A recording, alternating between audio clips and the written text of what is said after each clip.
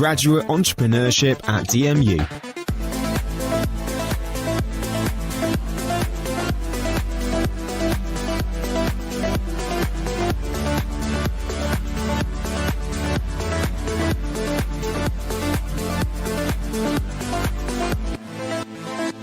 This is Student and Graduate Entrepreneurship at DMU. Visit dmumade.com to get involved.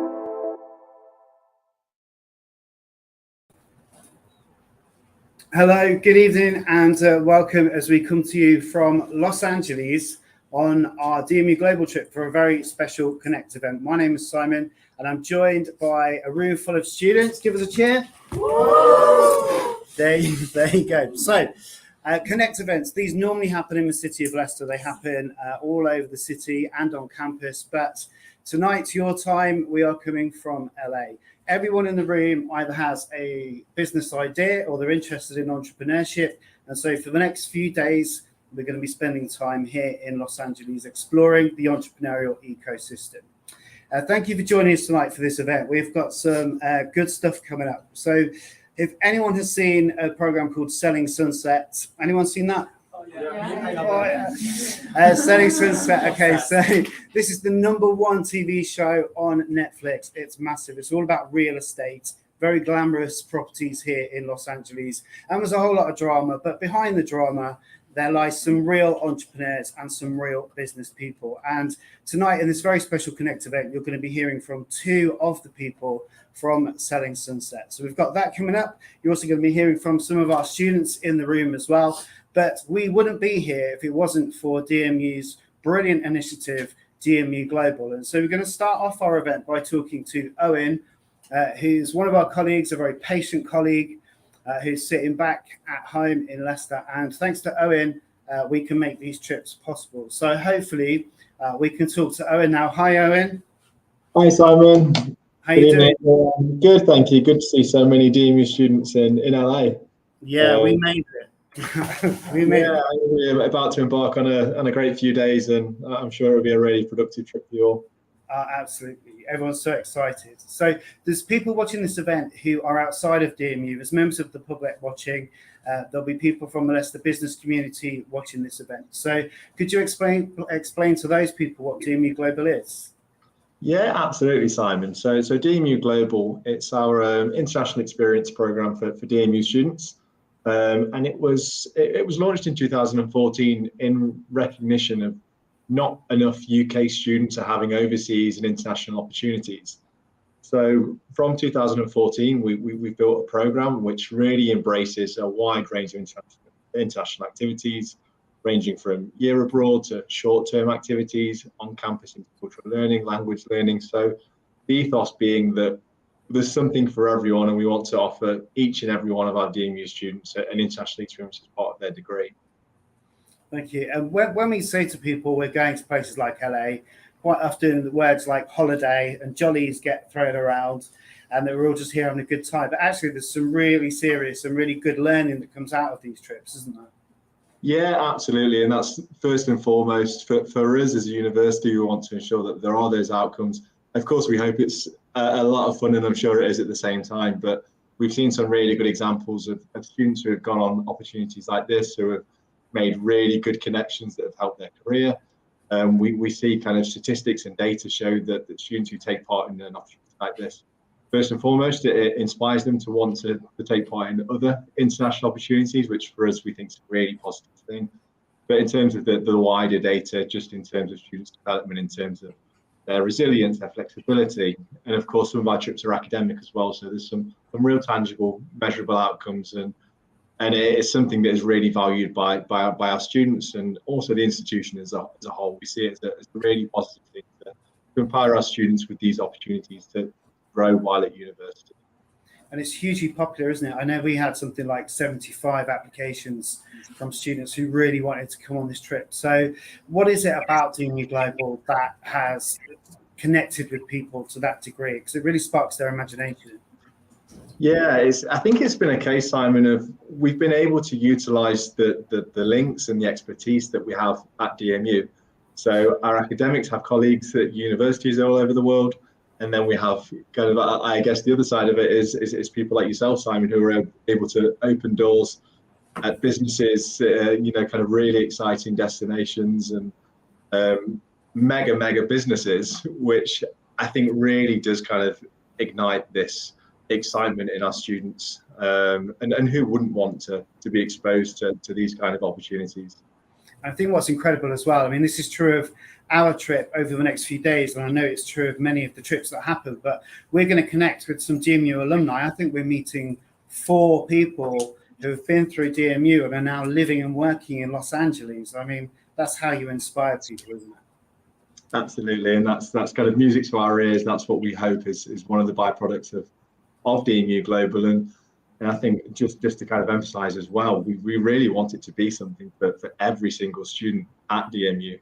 So that's why we do things like the bursary to hopefully help with the costs and make sure it is something that, like I mentioned, each and every student can have an opportunity to take part in these fantastic opportunities.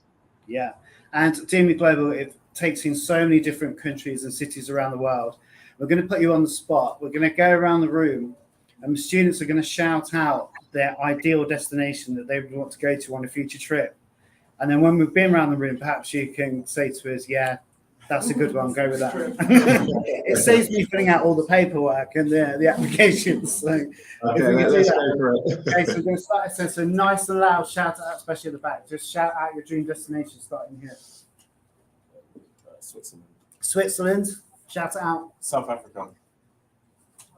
Mexico. Dubai. New Zealand. Canada. New Zealand. Istanbul. Australia. Brazil. Colombia. Canada. Australia. Switzerland. There you go. What do you think to that? Some great ideas. Some destinations we have been to, some we haven't. I think New Zealand was a new one, Colombia, Mexico. So Simon, there's the challenge for you. That's next year mapped out. Brilliant. Oh, thank you so much for joining us. I really appreciate your time, and thanks for everything and supporting our trip and everyone else's as well. No problem at all. I hope the rest of the event goes well, and enjoy the trip, guys, and get as much as you can from it. Brilliant. Thank you. Cheers, Owen.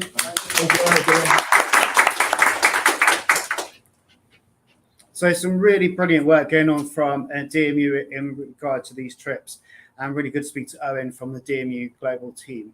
So I mentioned earlier selling Sunset, because entrepreneurship doesn't always have to be so serious. You know, obviously it's about business, it's about innovation, it's about business plans and finance, but it can be entertaining as well. And for this special Connect event in LA, we thought we'd go a little bit lighthearted and make it entertaining. So we've got 2 people that you might recognize from the Netflix series Selling Sunset. If I say to you, male model turned project manager, you'll probably think I'm talking about myself as usual, but I'm not. We're talking about a guy called Romain Bonnet. He lives out here in Los Angeles. And last week I was able to catch up with him about his work and the program. So here's Romain.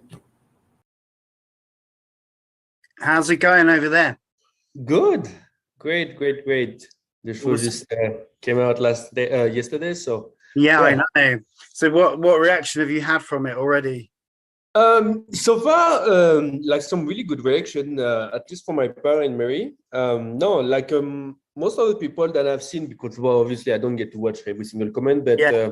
Most of them were like, you know, that was the best season so far. And then, yeah, everyone was like talking like really good about like the whole season, unless some comment about Christine. Do you get much of a heads up from like the producers of what their sort of narratives are going to be for the season? Do you know that in advance?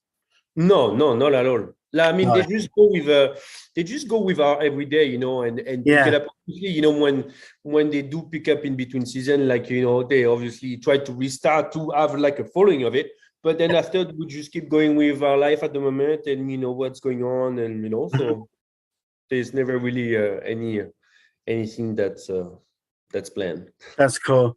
And we see obviously Mary gets her promotion this season, so you must feel very proud about that. Yes, it's just a badass. I mean, I always, you know, see her as such a hardworking, you know, person, and then so I'm truly happy for her, and she deserves it, you know, after working so hard for such a long time. So see it's well deserved. Yeah, and we sort of see the impact of that promotion, and obviously we see you're very busy. So for people who don't know, you're a project manager, right? That's correct. And so we see you working really hard and Mary working really hard, and that has a bit of effect on you guys. Well, I mean, yeah, affect on us, yes, because obviously we don't get to see each other that much. Now, I think that we both know how hard worker, we both are. So I think I'm not saying that we're okay with it, but like we understand. We understand, and we're proud of each other for being such a hard worker. So it works, and then we just try on the other side to, as soon as we can, do some little getaway or staycation, stuff like that. We still actually, we were talking about that just a couple of months ago. We still haven't done our honeymoon. So yeah, so hopefully we're gonna get to go, this year. But yeah, no. It didn't change that much, to be honest with you, between before and before. I mean, I'm proud of her. She has more, but we didn't get to see each other already before. It didn't change that much, because it just. That's cool.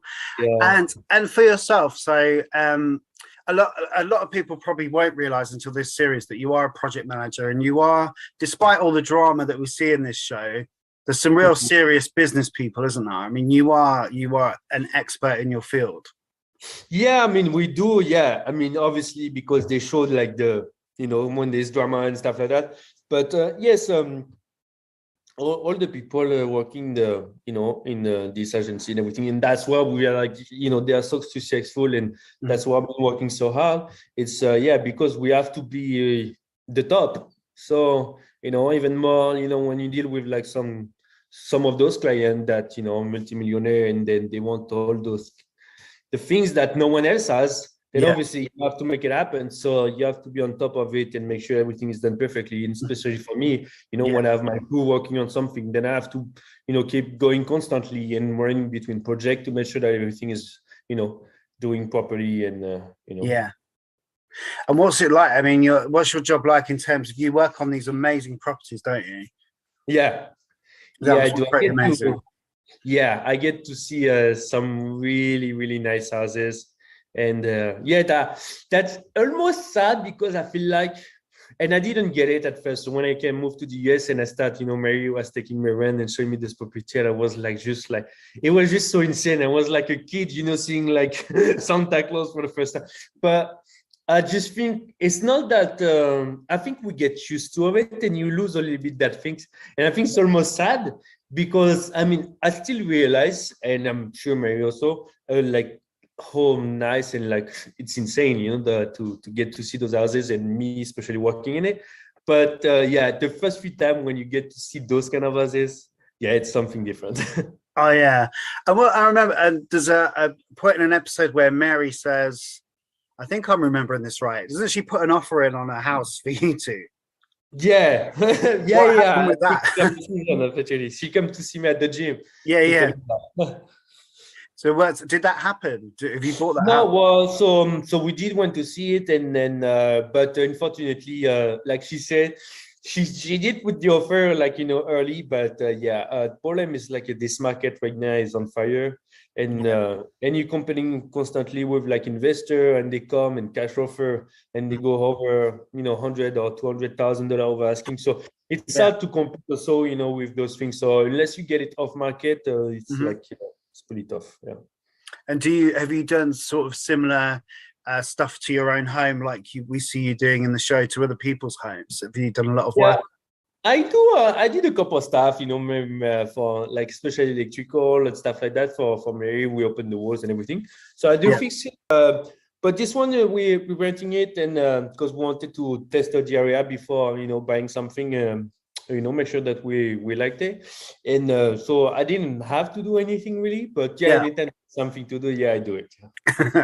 and with the show, I mean, it's 5 seasons in, and there's more to come, and the focus is mostly on the women, and there's only a few of you guys in it. But would you like to see that balance readjusted a little bit? Well, obviously. I mean, the only thing is like it will be the same. it depends on like you know, if they were showing more of the project that I'm working on, Yeah. it would be fun. But like, you know, something like the penthouses that they show on the show, when it's a big project like this for such a long time, sometimes it doesn't seem like it's, you know, Yeah. moving. It's actually moving because it just takes a long time to run all the electrical and AV and then plumbing. So it's like those kind of stuff, like we'll need to have like 3 seasons, like to see the whole process and to be able to show something like, you know, because it's like the other agents, you know, when they sell houses, sometimes it can be quick if they have like the buyer. Sometimes it takes a long time. You know, I've seen Mary working like some, you know, some client like for like a few months, and this you can control it. So us, yeah, I would prefer, I mean, it would be nice definitely to see a little bit more. And then maybe obviously our goal will be like to, you know, start flipping houses together with Mary. So this will be like definitely something I would love to be able to, you know, share something and then maybe have a spin-off or something like that. But after I understand, you know, it's about the girls and everything, and that's what the show works. So as far as my wife is on it, I'm happy. And quite often I almost see like you in the show a bit like the viewer. So whilst there is all this drama with the women, it is kind of amusing, isn't it? And so I remember sometimes you sort of sitting back and almost just finding it funny. Yeah, on me, it's I see things differently. Like me, things like that doesn't affect me. Like I don't care. Yeah. So for me, it does. Yeah, I'm like just like yeah. I mean, at some point, it's just funny. Yeah. But I know what I know is me more. I'm more, even though it's funny for me because I don't get affected by those kind of stuff. It does bother me because I know my wife does sometimes, and I don't like to see her like, you know, because she's putting pressure on her and then feeling bad for like other people that don't especially deserve it. So this bothers me more than the actually, you know, argument. Yeah, totally. And whilst you all work really hard, we also see some amazing sort of restaurants and places like that. So do you have any particular hangouts that you would recommend people to go to? Well, we don't actually go often. Actually, I think we went twice in 6 years I'm here. That's it. But it's a steakhouse because so Mary doesn't eat really specialty steaks. But me, I'm like all about steaks. And there's this steakhouse on Sunset. It's called Boa Steakhouse. And they are like, the meat is incredible, and they have these mashed potatoes also. So we don't go that often, but the last when we went, every time we went, it was like incredible. So yeah, that's something I love. But otherwise, we have like some other places that we go pretty often, like Oliveira, Catch. They're a good place with like music and you know, nice people. And yeah, so it's a nice You're one. very lucky to live there. Yeah. An amazing place. And I'm sure season 5 of Selling Sunset will be a massive hit. No, there's more to come as well. So we just turned on the Netflix this morning. It came out yesterday with first one in the US. Oh yeah. I couldn't believe it. Like we turned on, I'm like, wow. It's a phenomenon, isn't it? It is massive. And do you know when they're going to be making season 6? Are you aware of that yet? No, we're not. Like obviously we're all hoping and everything. I know that you know, most of the time they always wait to see how the season, you know, comes out, and then what's the you know, the like the benefits, like how many people are watching, if it's still like the audience is still as strong, less, and you know, depending on all of this you know, criteria, then they will decide if yes or no. So obviously we're hoping and everything, but so I don't think there's much doubt about it. And do you think, would you let the cameras come on your honeymoon, do you think? I mean, yeah, no, I probably, I mean, I wouldn't mind maybe like some maybe like do some little video of like maybe for a day or something like that, maybe worst case. But having the whole time, no, I think it's like something we've been waiting for, like it's gonna be 3 years almost. And it just like every time we go away, we have actually this like connection when we live work a little bit, because we're so like hard worker and then working intensely like every day, that we do appreciate like those moments when we get away. We do like some video, Instagram and everything, but like, you know, we really like disconnect a little bit from world and a little bit. So I probably wouldn't mind like a day, depending on like you know what it is, like just to show a little bit. Yeah. Because he will probably also follow the story, and then I get it, and that's why we have the show. So but the whole time, no, absolutely not. Yeah. Keep it separate. Separate the two. That's Exactly. brilliant. And like I say, I can definitely see a spin-off series with you, maybe you and Mary doing some projects. I think that'd be great. Yeah, I would love that. Like Tyke, Yeah. his husband. Yeah, he does have this thing. So, and we've been talking a lot, like and then so he's been really supportive of us, and then because we talked to him about it, that that was a goal, and then eventually we want to start that, and then maybe have a spin-off, and he's like pushing us and everything. So no, he's been like amazing with us too. So Brilliant. yeah, hopefully, Yeah, let's hope so. Fingers crossed. Oh, it's great to speak to you. Thank you for your time. Thank you so much. Thank you. Take care. Yeah, you too. Bye-bye. So thank you to Romain for his time there. And business doesn't have to be all that serious, that's for sure. And we're going to be hearing from Maya from Selling Sunset as well very shortly. But before that, I'm joined by two of our students. So could you guys introduce yourselves, first of all? My name is Melvin, and my name is Kiana. Okay, brilliant. And both of you have got a business idea, right? Yeah. And you're working on those ideas at the moment. Yeah. So could you each in turn to tell us what those business ideas are? So my business idea is to go into sports management. I think there's a real need for especially British players in the market now. I think a lot of these teams, a lot of these big teams, yes, they're big in Europe, but they're also getting a lot bigger over here in America. And what sort of sports are we talking about? So the main one is basketball. I think definitely in Britain, the game is at the highest level it's been for the longest time. And I think there's a high density of players in Britain that need to be in the American game, where not just where the money is, but the notoriety is. There's the players, there's the leagues, there's a lot more publicity over in the American game than there's the British game. So now you're here in America this week, is there anything that you can do to kind of contribute to that? So first is I want to really look at the culture of the American game. Yeah. Because it's okay saying the British players will come over and play, but if they can't really go deep into the basketball scene over here, they're not going to go far. So that's really what I want to get a hold of here. Excellent.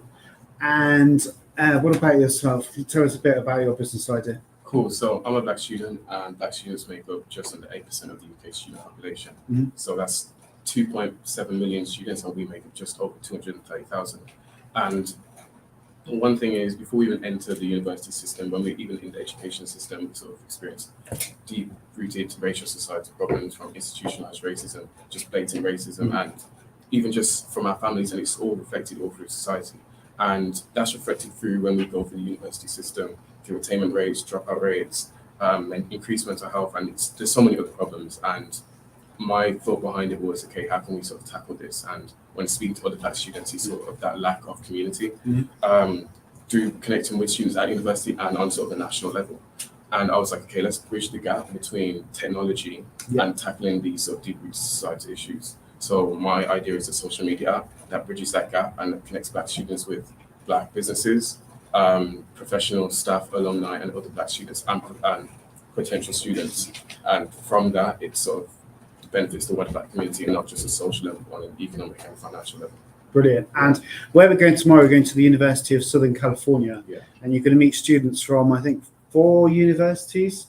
And so would it be useful for you to meet people like that? Are you looking at going international? Yeah, sort of the biggest sort of field would be coming into the American market, as there are more black students here and more sort of black businesses compared to the UK. So tapping into the American market is sort of a goal, sort of in the long-term goal, but right now it's sort of focusing on the national and going to Europe and then expanding out to America in the end. That's amazing, both of you. And what year of study are you both in? First year. First year. First year. Wow. So at what point did these ideas come to you both?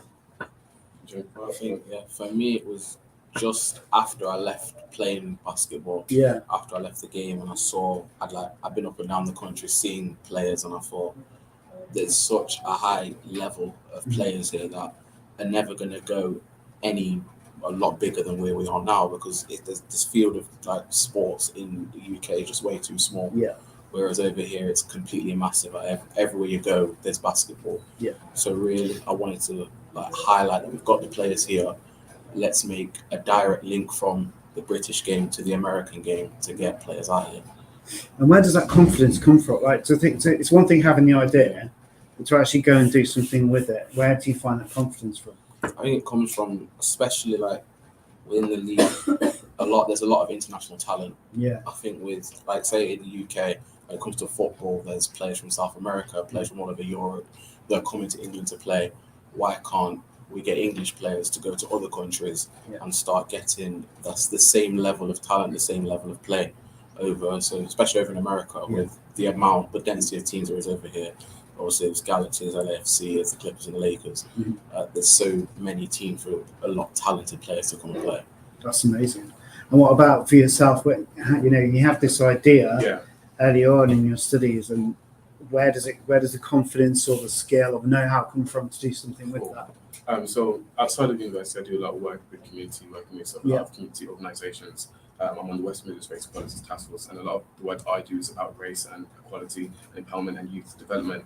So it comes from experience there, looking at what's going on in society and trying to figure out solutions to that, as well as my own experience at university, where I'm a first year. I moved in very late. I missed Freshers Week. And I moved into a studio and so I was very sort of isolated. And I would say I'm a very social person. And one thing that was missing from me was sort of connecting with other students who look like me, as well as just connecting with students anyway. And as well as I saw a competition to do with sort of business, and I was like, okay, why not bridge that gap with everything that's going on in my life and sort of develop a solution to that, and that's where it sort of came from.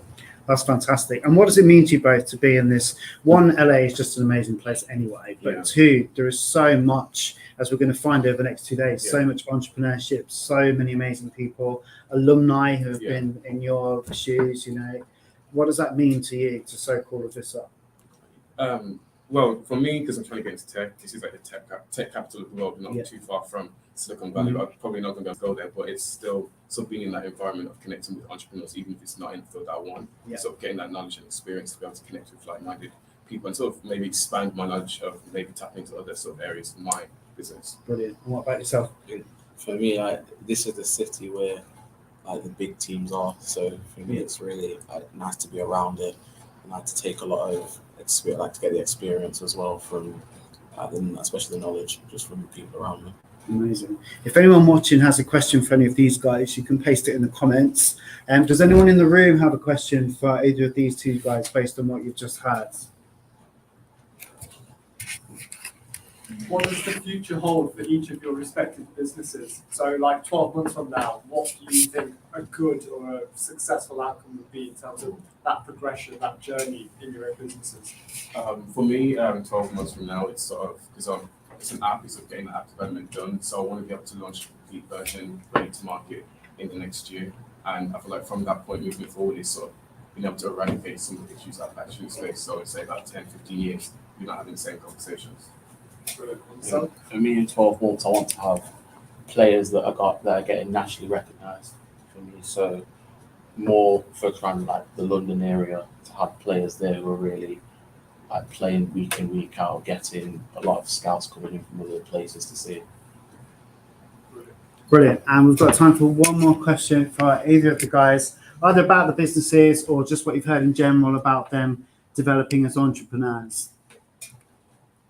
Do you have any idea about your next step right now for your business, how you're going to develop it or start? Cool. For me, I'm in the funding stage, so it's literally trying to get investors, hopefully equity-free or some sort of funding. That's the ideal goal, but trying to get investors to get on board with the idea and sort of think of it not as just a business venture, but tackling a society problem. I think for me, it's more to increase the portfolio of players. So I think I want to realistically, I want to have about 5. I've got 2 at the moment. So it's about getting more players onto the idea and just wanting to take that risk. Amazing. Well, respect to both of you, because that is incredible what you're doing, and just soak up everything over the next 2 days. Ask everyone you meet a question and just take it all back and apply it. So well done, guys. That is amazing. Right, okay, so we mentioned Selling Sunset earlier. It's the #1 show on Netflix around the world. As well as speaking to Romain, I was also lucky enough to speak to Maya. Maya was from Miami, so sadly she couldn't be with us here today. She was also in her car because she got stuck in the freeway traffic, which means this is an audio interview. but you can now have a listen to what Maya had to say.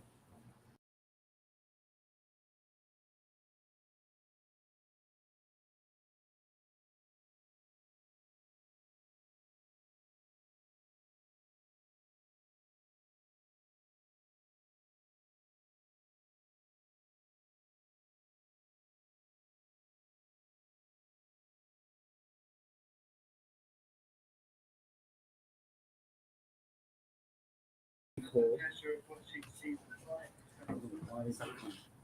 good because I haven't watched it. So I know.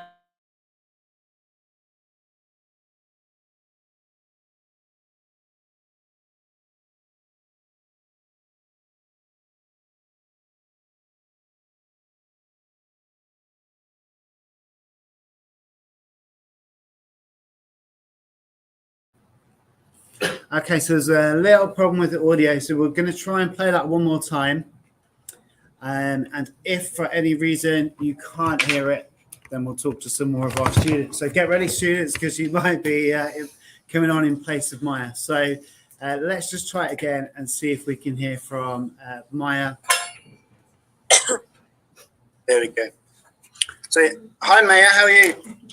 I'm doing well. How is it going? Yeah, okay. It's a bit grey in England. You know, the weather is nice here. I don't know how it is in England, but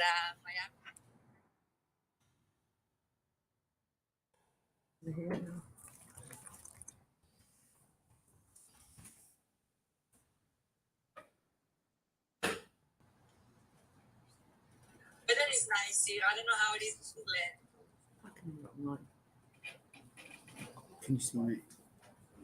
Yep.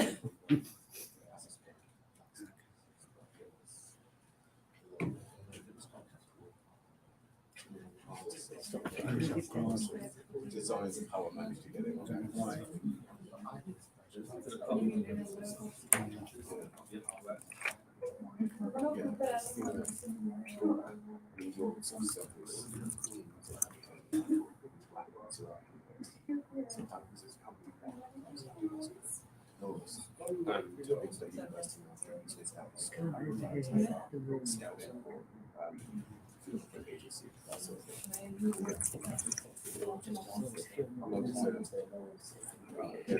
Okay, so there is a technical problem there. We are live in LA, so it's no surprise. So instead, we're going to talk to some of our students. I'm going to jump over to this side of the room because we haven't heard from any of those people yet. So I told you might be put on the spot. Okay, so tell us who you are and what you're looking forward to in LA. I'm Carol, so I'm looking forward to this trip in terms of the technology leverage on how it would impact any business to start up. How could we leverage that technology and come up with more defined action plans and how we're going to execute things in terms of financials, marketing, and operations. Oh, that's cool. And have you been to LA before? No, not. This is the first time in LA, but been to New York. So what does it feel like to be here? It's a nice city, I would think so. Very urbanized. Yeah. People are so I would say very casual. Yeah, generally when we were walking down yesterday around the place, and it's along the beach, very I feel quite different from the English way because the English temperature is so cold. This one is just fine coming from a third world country, which is quite warm. So yeah, it's literally a good sense of something new at least. Yeah, coming for 1 year. Excellent. And I said at the beginning, we're just at the very beginning of our trip. So we haven't been to site visits yet, or we haven't met the alumni that I've mentioned yet. So how are you feeling about meeting people that have been a student at DMU and now they're living and working in this city? First, initially, I'm literally inspired being part of this trip because there's literally first-hand information, and it's not always we are all given this opportunity to come face to face with people who are very we say up in the ladder, literally. And I think being a participant of this course entitles also us to network, literally, and take this opportunity to learn and literally engage and ask brilliant questions with our upcoming speakers, because that's the only way to learn. I would think that it's also a both very helpful interaction, not only these speakers that we have, but as well as you guys being very quite new in this kind of entrepreneurship thinking. So I think it's a very huge learning for every one of us here to share our own knowledges of whatever the business venture would be. Brilliant. Thank you. Because I put you completely on the spot there. Thank you. I told you it could happen. and yourself. I mean, you have a business idea. Yeah. So hi, I'm Disha. I'm a lingerie designer. I'm a contour fashion student at Demonfort. I plan to start up my own lingerie label in a couple of years, and I thought coming to LA is a really nice opportunity to do market research, because a lot of brands that you get in the LA is not what you get in the UK or anywhere else. So my plan is to do a lot of market research, visit like lingerie shops, see what's on the market, and also visit a few fabric suppliers. So there are particular fabric suppliers such as Mood Fabrics, which are really famous, but they're not in the UK. Yeah. So I'm going to their warehouse to see some fabrics and do some sourcing as well. That's brilliant. So you're going to be going around all the shops in LA. Yeah. That's not bad, is it? Is that how you're going to spend the weekend? I already clocked Victoria's Secrets. Oh, it's nearby. I don't know why, I just spotted it. I was going for coffee. Yeah. But also, if you go to Beverly Hills, and you go to the shopping street in Beverly Hills, there are some incredible places there. So some really good brands have just come up from LA. So if you talk about Skims, which is a sort of shapewear labeled by Kim Kardashian, and it's literally been in business for 6-7 months, and the valuation is about 2.8 billion or something. Wow. And it's literally across the street. Wow. So they have got like a pop-up store. So I'm visiting that. I want to go with you. Yeah. And then so Savage X Fenty has a store over here, just in LA, and it's one of the few stores in the world. Wow. So that's by Rihanna, and also how these two built a lingerie business which is really successful in a small time. So they might overtake Victoria's Secret someday. Just saying. Wow, interesting. And I know a lot of fashion buyers, they do just travel around the world and they'll go along the beaches and things. So are you going to go down to Venice Beach or Malibu and see what you can see? Yeah, probably see what's trending, what do people like. One thing I learned about LA is that people are really into fitness. Yeah. So we had a walk, we were all jet lagged. We woke up at 5 a.m. We were at the beach, and I saw almost so many people running. And I think that's what we were discussing. It's a really good market to tap into as well. Oh, yeah. Sportswear is getting famous, and I think after the COVID, everyone wants to look nice while working out. So what does it mean to you? I mean, to have a DMU Global opportunity to even come here, one, just to be here, but two, to apply that to your own business idea, that's pretty special, isn't it? It's really special, and I think you get to see more of the world and also learn more from everyone. I don't come from a business background, but a lot of people do. So talking about marketing, which I literally had no idea. Yeah. So we were discussing about the 4 P's of marketing at 6 a.m. in the morning. It's that kind of thing. Oh wow! And I know. I mean, we are going to meet some amazing people, and one of the companies, for example, design products for brands like Nike. Yeah, I think it's Lob. Yeah. So, will you be in there asking questions and making notes to get ideas? Hopefully. And I think, so the person we are meeting today, Ernest Everything, they do marketing for quite a few brands. Yeah. So I wanted to ask them, because lingerie is something that is so specialized, but Instagram kind of doesn't promote lingerie ads because it can be a part of nudity. So how to avoid that kind of thing? A lot of brands kind of get shadow banned. A lot of lingerie brands have been getting shadow banned just because they post lingerie stuff. Yeah. So Fantastic. And just finally, let's talk to you because you're close to my laptop. So my name is Alex. I am a second year student studying international marketing and business. The reason why I wanted to come into this trip is because I would love to know more about the small vintage shops and like second-hand clothing like stores here, because they have like a really strong branding, and I would like to know more about their branding, their supply chain aspect, their outsourcing, all of that. I think people don't realize how much the fast fashion industry is affecting their environment. And I feel like there is a gap there, and it's the future of like fashion. Yeah. So it's something that I would love to know more about and get to know more about like how everything is around here. Yeah. And are there any particular areas of LA that you're planning on visiting to do your Yeah, I research? have seen some really cool vintage shops that I would love to visit. So Yeah. Go with you. So everyone's going shopping with you, right? And you're going to check out the Oppenheim group, is that right? I would love to go as well. Just go and knock on the door and say hi. Oh, brilliant. Okay, thank you to you as well. Thank you to all of the students in the room, and thank you to you watching. And we're sorry about the technical issues. That always happens when we're this many thousand miles away from home, but we'll make sure that you can see the interview with Maya in another way.